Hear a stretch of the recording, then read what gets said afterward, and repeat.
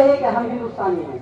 معزز سامعین، میں آج اس قوم ملت کے تذکرے کی سعادت حاصل کر رہا ہوں جن کا بہت بڑا کردار رہا ہے، جن کا قلب و جگر اسلام سے جذبہ اتحاد سے سرشار تھا، اور جس کا آزادی ہند میں خاص کارنامہ اور ناقابل فراموش حصہ ہے۔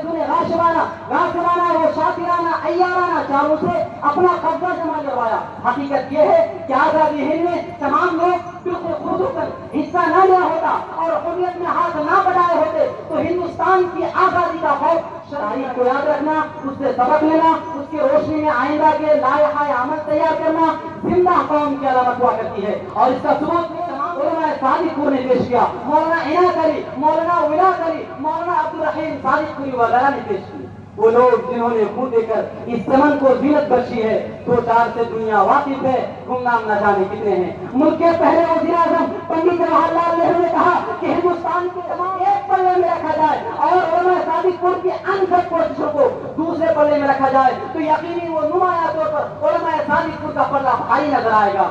معزز سامعین، جب آپ تاریخ کے اوراق کو پلٹیں گے کہ جنگ آزادی میں حصہ لینے والے کون تھے، انگریز کے برابر دانت کھٹے کرنے والے کون تھے، ان کو چین سے نہ رہنے دینے والا ہندو تھے، کوئی کہے گا مسلم تھے، کوئی کہے گا سکھ تھے، کوئی کہے گا عیسائی تھے، مگر میں کہتا ہوں وہ ایک سچے ہندوستانی تھے۔ نیز یاد رہے تو علماء کرام نے خون جگر سے سیکھا اور پروان چڑھایا ہے۔ جب وقت پڑا تھا گلشن پر، مجھ سے ہی لہو کا دان لیا، میرے ہی لہو کے چھینٹوں سے ہولی بھی منائی لوگوں نے۔ وقت کے غیر نوجوانوں، ہندوستان کی سرزمین سے ناپاک سایہ کو ختم کرنے کے لیے جتنی قربانیاں و لہو علماء صادق پور نے پیش کیا، شاید کیا وہی کو دے پائے۔ ہندوستان کی ایک ایک شے ہماری آزادی کی خدمات سے واقف ہے۔ پتا پتا بوٹا بوٹا حال ہمارا جانے ہے، جانے نہ جانے گل ہی نہ جانے۔ اگر ان کی داستان سننی ہو تو دلی کے جامع مسجد سے لے کر لاہور تک کی تمام در و دیوار سے پوچھو، افرنگیوں کے برپاتی ہوئے طوفانوں سے پوچھو، بالا کوٹ کی پہاڑیوں سے پوچھو، کالا پانی کے خطرناک گھاٹیوں سے پوچھو، چاندنی چوک سے لے کر درائے خیبر تک کے تمام درختوں سے پوچھو۔ خود انگریز مولف لکھتے ہیں کہ کوئی درخت ایسا باقی نہ ہوگا جس میں علماء کو نہ لٹکائے گئے ہوں۔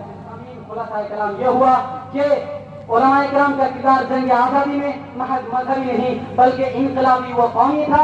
انہوں نے دین و ملت کے تحفظ کے لیے صرف جان و مال ہی نہیں بلکہ تمام طرح کی قربانیاں دی اور ملک کے چپے چپے کو انوار حریت کی ذوفشانی سے معمور کر دیا، اور خلوص کے ساتھ وطن سے محبت اور ایک سچے مسلم اور ہندوستانی ہونے کا ثبوت پیش کیا۔ آخر میں شعر کے ذریعے اپنی کہ وفاداری وطن سے ہو یہی اسلام کہتا ہے، وفاداری وطن سے ہو یہی اسلام کہتا ہے۔ ہم دل کے ہر گوشے میں ہندوستان رکھتے ہیں، ہندوستان رکھتے ہیں۔ السلام علیکم۔